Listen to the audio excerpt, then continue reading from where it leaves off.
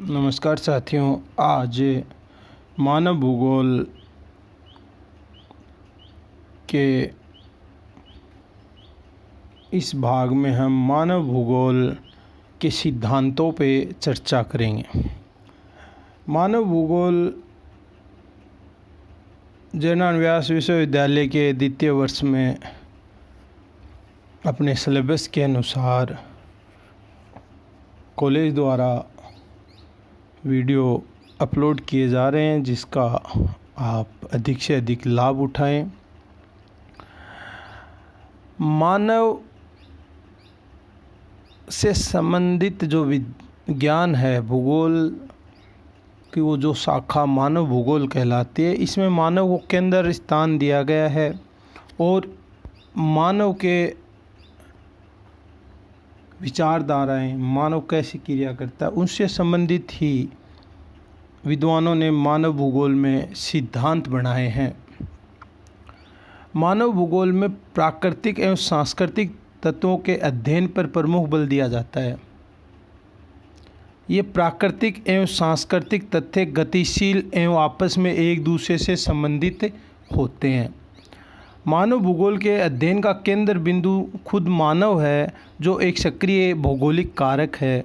मानव विभिन्न प्राकृतिक कारकों से प्रभावित होता है तथा अपनी विभिन्न सांस्कृतिक क्रियाओं द्वारा प्राकृतिक तत्वों को प्रभावित भी करता है। इन आपसी क्रियाओं के द्वारा मनुष्य वातावरण के कारकों के साथ समायोजन स्थापित कर लेता है। प्रारंभ में फ्रांसीसी विद्वानों ने अपने सिद्धांत बनाए, जिनको मान्यता मिली। इन तथ्यों के आधार पर तथ्यों को आसानी से समझा जा सकता है। इस प्रकार विभिन्न तत्वों के आपसी संबंध व समायोजन के अध्ययन हेतु मानव भूगोल में सिद्धांत बने। मानव भूगोल को केंद्र में स्थान देके मानव जिस प्रकार से प्राकृतिक तत्वों के साथ क्रिया करता है और अपने में भी चेंज करता है और प्रकृति में भी चेंज करता है, क्योंकि मानव एक क्रियाशील प्राणी है।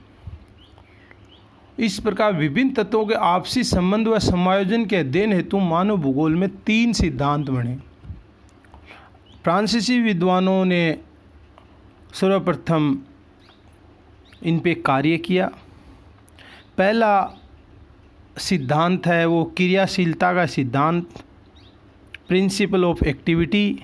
दूसरा सिद्धांत है पार्थिव एकता का सिद्धांत। तीसरा वातावरण समायोजन का सिद्धांत, प्रिंसिपल ऑफ इन्वायरमेंट एडजस्टमेंट। इन सिद्धांतों के आधार पे हम देखते हैं कि मानव एक क्रियाशील प्राणी है, पृथ्वी के प्रति उत्तरदायी है और वातावरण के साथ किस प्रकार समायोजन करता है। यहाँ हम क्रियाशीलता के सिद्धांत के बारे में इस वीडियो में चर्चा करेंगे। क्रियाशीलता या परिवर्तन का सिद्धांत भी हम इसे बोल सकते हैं, प्रिंसिपल ऑफ एक्टिविटी, जिसमें मानव क्रियाशील रहता है। वो किस प्रकार अपने आसपास के क्षेत्र को, अपने आसपास के तथ्यों को प्रभावित करता है और किस प्रकार उसमें परिवर्तन कर अपने उपयोगी बनाता है, उससे संबंधित बातें हम यहाँ पे चर्चा करेंगे। मनुष्य है, उसके चारों ओर जो भौतिक व सांस्कृतिक वातावरण के तथ्य हैं वो सब हैं वो परिवर्तनशील हैं। प्रत्येक कारक में प्रतिक्षण कुछ न कुछ परिवर्तन जरूर होता है। खुद पृथ्वी व पृथ्वी पर रहने वाले सभी तत्व जैसे जड़, चेतन, प्राकृतिक, सांस्कृतिक आदि तत्व समय के साथ परिवर्तन दिखाते हैं। हमारे आसपास जितनी भी वस्तुएं हैं वो सब परिवर्तनशील हैं।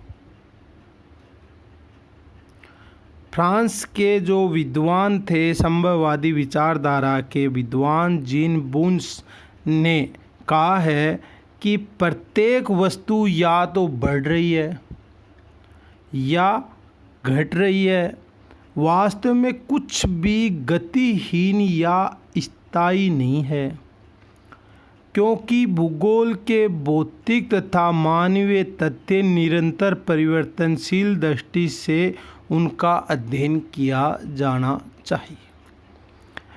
जिन बुन्स के अनुसार प्रत्येक वस्तु है वो या तो बढ़ रही है या घट रही है, कोई भी है वो गतिहीन या अस्थायी स्थायी नहीं है।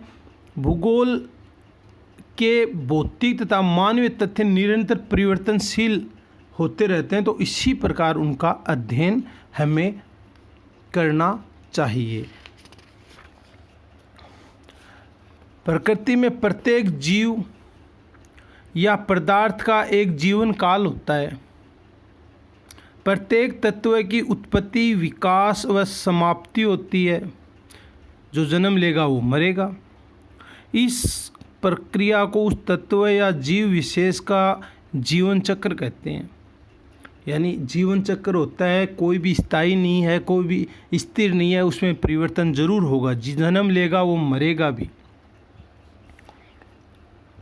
जीवन चक्र में भौतिक व सांस्कृतिक तत्वों की उत्पत्ति, बाल अवस्था, प्रौढ़ अवस्था, जीर्ण अवस्था और अंत में समाप्ति चक्र और क्षण प्रतिक्षण चलते रहते हैं। परिवर्तन सजीव व निर्जीव दोनों कारकों में से हर समय होता रहता है। फसल, पेड़ पौधे, जीव जंतु आदि का जीवन समय दर समय बदलता रहता है। पहले उत्पन्न होगा, फिर विकास करेगा, फिर समाप्त हो जाएगा। ये प्रक्रिया इनमें लगातार होती रहती है। उदाहरण के लिए कोई बाग ऊपर उठता है, फिर अपरदन के कारकों द्वारा काट के वो समतल कर दिया जाता है। जलवायु भी परिवर्तित होती है। जलवायु के घटक कभी तापमान, कभी आर्द्रता, वर्षा, हवा, वायुदाब भी समय पल पल बदलते रहते हैं। पृथ्वी जिस पर हम रहते हैं वो भी खुद भी गतिशील है तथा पर्यावरण, भौतिक, सांस्कृतिक के सभी कारक गतिशील व परिवर्तनशील है। इस प्रकार विकास एवं क्रियाकलापों की प्रकृति से स्पष्ट होता है कि परिवर्तन प्रकृति का नियम है।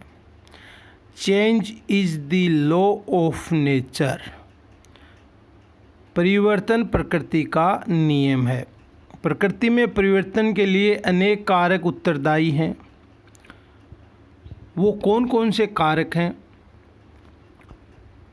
इसमें प्रमुख है भौतिक शक्तियाँ, जैविक शक्तियाँ, मानवीय शक्तियाँ।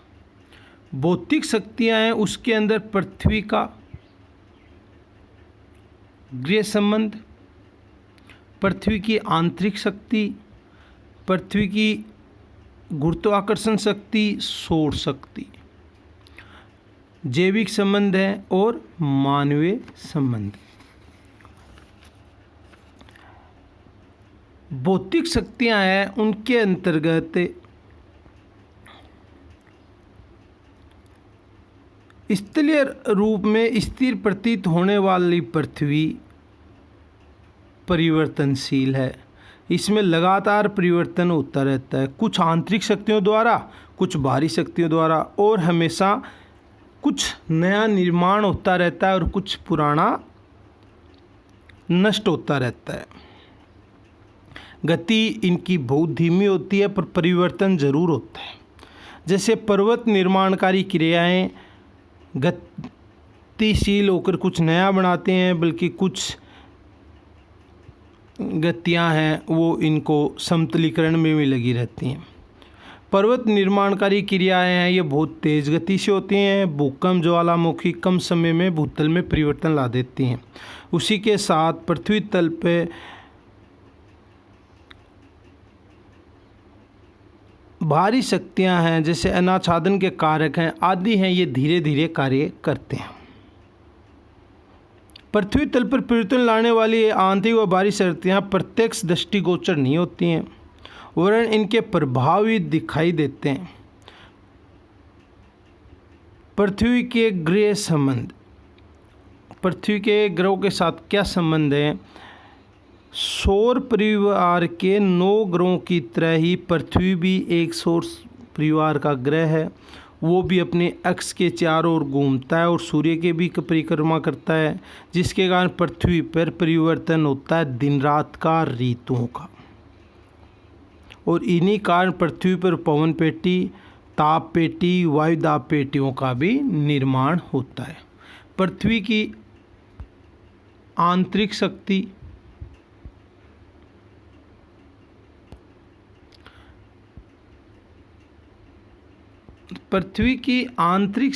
के अंदर पृथ्वी की ग्रह में क्या घटना हो रही है, इसमें कुछ तुरंत क्रिया करते हैं और कुछ धीरे धीरे करते हैं। महादेशजनक बल जो धीरे धीरे कई वर्षों के बाद प्रकट होता है, जैसे पर्वतों का निर्माण, किसी स्थल का ऊपर उठना या धंसना, ये क्रियाएं धीरे धीरे कार्य करती हैं। इनका परिणाम लाखों हजारों सालों बाद आता है। इसके अलावा दूसरी शक्ति है, उसमें अचानक परिवर्तन होता है, जैसे ज्वालामुखी और भूकंप। सौर शक्ति पृथ्वी के धरातल व वायुमंडल में होने वाले विभिन्न परिवर्तनों का प्रमुख कार्य सूर्य है।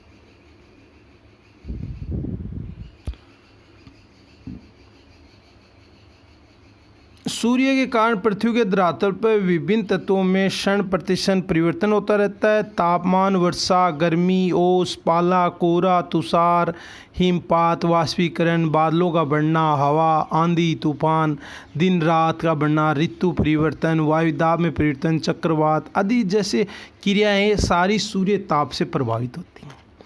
पृथ्वी पर सौर शक्ति से जितनी मौसमी घटनाएं हैं वो पृथ्वी की सौर शक्ति से प्रभावित होती हैं। ये सभी क्रियाएं पृथ्वी पर स्थित जितने भी जैविक पदार्थ हैं, अजैविक पदार्थ हैं, उनको भी प्रभावित करती हैं। वनस्पति है, पशु है, मनुष्य, सबको प्रभावित करती हैं। सूर्य पृथ्वी के धरातल पर होने वाले समस्त परिवर्तनों का संचालन करता माना गया है।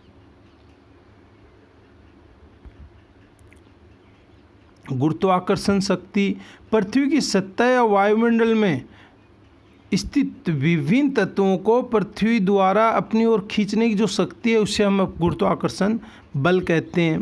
पृथ्वी के धरातल पर स्थित प्रत्येक वस्तु इसी शक्ति के कारण संतुलित अवस्था में पाई जाती है।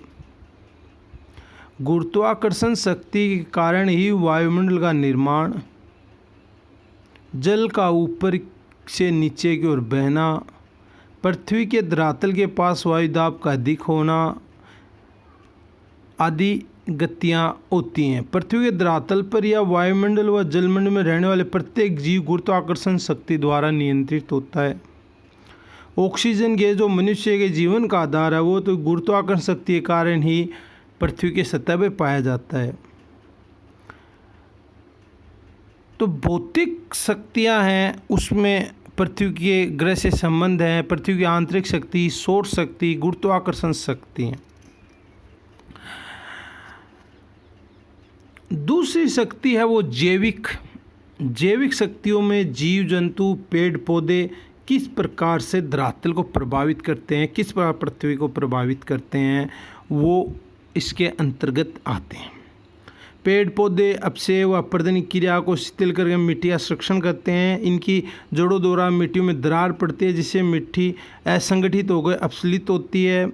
पेड़ पौधों की पत्तियों से खाद मिलती है, जिससे भूमि उपजाऊ होती है। धरातल पाए जाने वाले जीव जंतु अपने आवास हेतु मिट्टी में गुफाएं बनाते हैं, जिनके कारण मिट्टी असंगठित होकर अपरदित होती रहती है। अतः क्षण प्रतिक्षण पेड़ पौधे व जीव जंतुओं के धरातलीय भागों में परिवर्तन होता रहता है। तीसरी शक्ति है वो है मानव शक्ति। मानव की जो बल है वो भी महत्वपूर्ण है। मनुष्य खुद एक सक्रिय भौगोलिक कारक है।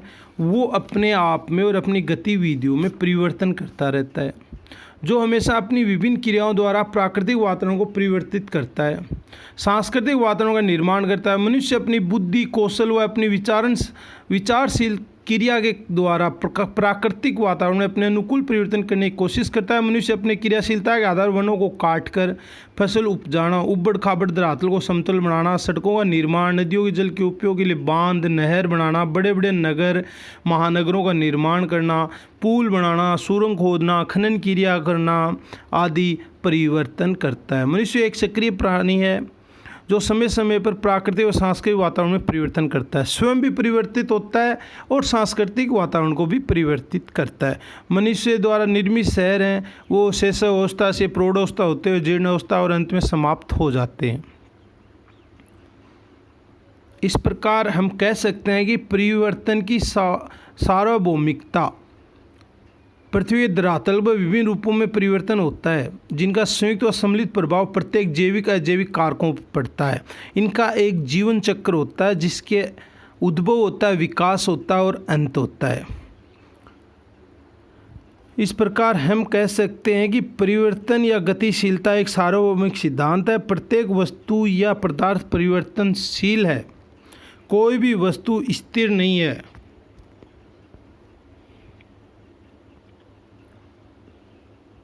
प्रत्येक का एक जीवन चक्र होता है और प्रत्येक वस्तु में परिवर्तन होता रहता है।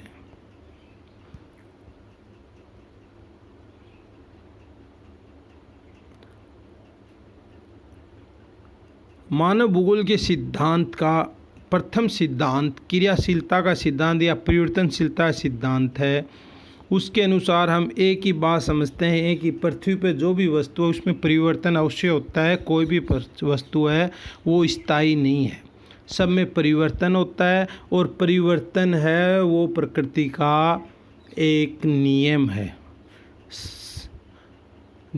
मानव भी परिवर्तनशील है और प्रकृति भी परिवर्तनशील है। इस वीडियो में कोई भी बात समझ में नहीं आई हो या कुछ पूछना चाहते हैं तो आप कमेंट्स में ज़रूर लिखें और लगातार महाविद्यालय द्वारा अपलोड किए गए वीडियो का अवलोकन करते रहें। कोरोना की महामारी के समय आपको इन वीडियो से काफ़ी लाभ मिलेगा। धन्यवाद।